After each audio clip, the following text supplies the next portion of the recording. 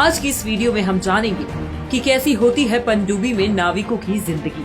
हमारे देश की सेना जमीन, जल और आकाश सभी जगह से हमारी सुरक्षा के लिए हमेशा चौकस रहती है।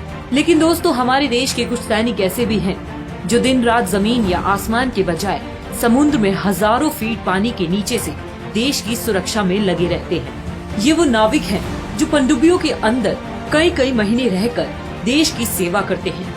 दोस्तों, इन नाविकों की जिंदगी के बारे में जानने के लिए आपको ये वीडियो अंत तक देखना होगा। नमस्कार दोस्तों, और द मिस्टिका लैंड पर आपका एक बार फिर स्वागत है। दोस्तों, नौ सैनिकों पर देश की सुरक्षा की जिम्मेदारी 2 लेवल्स पर होती है। एक पानी के ऊपर रहकर और दूसरा पानी के नीचे। दोस्तों, पानी के हजारों फीट नीचे देश की सुरक्षा के लिए नेवी के कुछ सैनिकों को पनडुब्बी या सबमरीन में तैनात किया जाता है।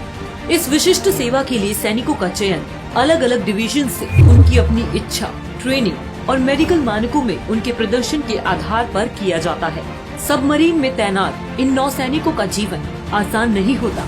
इनके परिवार वाले बताते हैं कि इनकी जिंदगी बड़ी कठिन होती है। जब वो किसी मिशन पर जाते हैं तो परिवार को ये भी पता नहीं होता कि वो कितने दिन के लिए कहाँ जा रहे हैं और कब वापस आएंगे। परिवार वालों को बस इतना पता होता है कि वो ड्यूटी पर जा रहे हैं, इससे ज्यादा और कोई जानकारी नहीं होती। जब वो पनडुब्बी के भीतर होते हैं तो नहाना तो दूर, उन्हें दाढ़ी बनाने का मौका भी नहीं मिलता। किसी भी देश के नौसैनिकों का सबसे घातक हथियार पनडुब्बियां ही माना जाता है। दोस्तों, सबमरीन या पनडुब्बी पानी के नीचे और ऊपर दोनों जगह चल सकती है। नाविकों का मुख्य काम पानी की गहराई मापना और दुश्मनों पर नजर रखना होता है। ये पनडुब्बियां मिसाइल, रॉकेट लॉन्चर जैसे हथियारों से भी लैस होती है, जो इन्हें दुश्मन जहाज के लिए घातक बनाती है।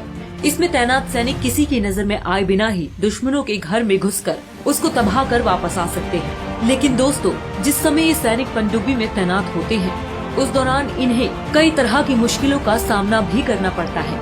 किसी मिशन को अंजाम देने के लिए पनडुब्बी के साथ नौसैनिक जैसे ही समुद्र की हजारों फीट की गहराई में गोते लगाते हैं, वैसे ही उनका बाहरी दुनिया से संपर्क टूट जाता है। ऐसे मिशंस 1 महीने से लेकर 6 महीने तक के हो सकते हैं। इस दौरान इनका अपने परिवार से कोई संपर्क नहीं होता। दोस्तों, आपको ये जानकर हैरानी होगी कि चारों ओर से पानी से घिरे रहने के बावजूद भी पनडुब्बी में सवार नौसैनिक कई दिनों तक नहा नहीं पाते। कई बार तो ऐसा भी होता है कि मिशन खत्म कर पानी से ऊपर आने के बाद ही इन सैनिकों को स्नान करना नसीब होता है। ऐसा इसलिए होता है क्योंकि पनडुब्बी में हमेशा पानी की कमी होती है और हर नौसैनिक को प्रतिदिन 3 से 4 मग पानी ही मिलता है। इस पर तैनात सैनिकों को पहनने के लिए डिस्पोजेबल क्लोथ दिए जाते हैं, जिसे 2 से 3 दिन के बाद उतार कर फेंक दिया जाता है। इन कपड़ों में एक खास तरह का केमिकल लगा होता है जो नौसैनिकों को बिना नहाए भी कीटाणुओं और बीमारियों से दूर रखता है। पनडुब्बी में सभी सैनिक एक ही तरह के कपड़े पहनते हैं, चाहे वो कोई अधिकारी हो या फिर साधारण सैनिक। पनडुब्बी में रह रहे सैनिकों को कई दिनों तक सूरज की रोशनी देखना भी नसीब नहीं होता। इसके चलते जब वो समुद्र की सतह पर आते हैं तो नौसैनिकों को हाथ पैर में जकड़न जैसी समस्याओं से जूझना पड़ता है। इतना ही नहीं, नौसैनिकों को पनडुब्बी पर खाने की समस्याओं का भी सामना करना पड़ता है।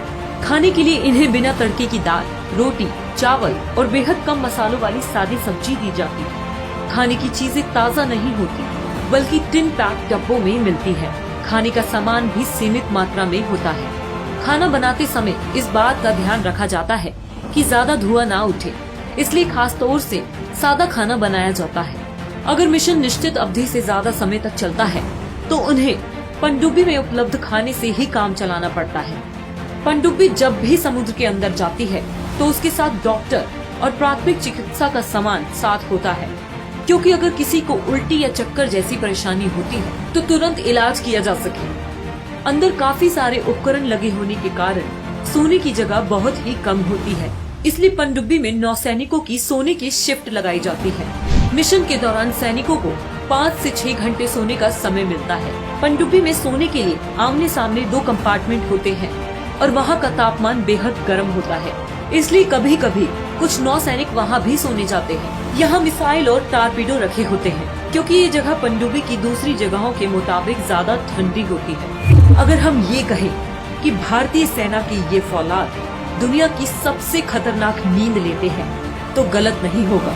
तो दोस्तों आइए हम सब मिलकर इन वीर जवानों के जज्बे को सलाम करते हैं, जो देश की सुरक्षा के लिए कुछ सबसे मुश्किल हालातों में अपनी जिंदगी बिताने के लिए तैयार है। हम उम्मीद करते हैं दोस्तों आपको हमारी ये आज की